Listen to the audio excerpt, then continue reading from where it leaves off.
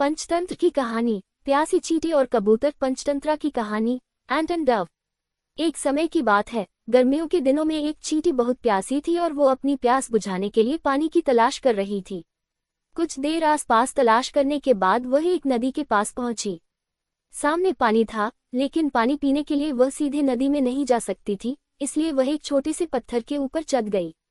लेकिन जैसे ही उसने पानी पीने की कोशिश की, वह गिरकर नदी में जा गिरी।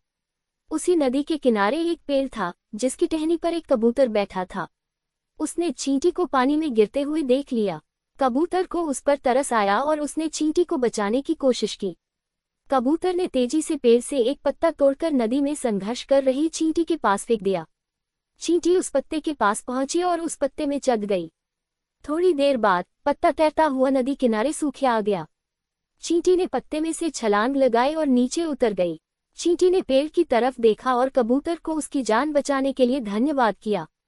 ये भी पढ़ें। पंचतंत्र की कहानी। लालची कुत्ता। इस घटना के कुछ दिनों बाद एक दिन एक शिकारी उस नदी किनारे पहुंचा और उस कबूतर के घोंसले के नजदीक ही उसने जाल लगा दिया और उसमें दाना डाल दिया।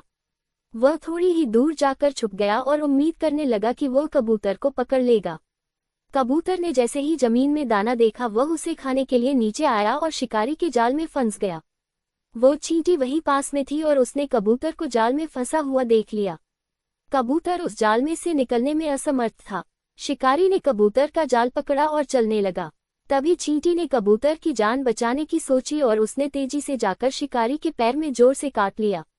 तेज दर्द के कारण शिकारी ने उस जाल को छोड़ दिया और अपने पैर को देखने लगा।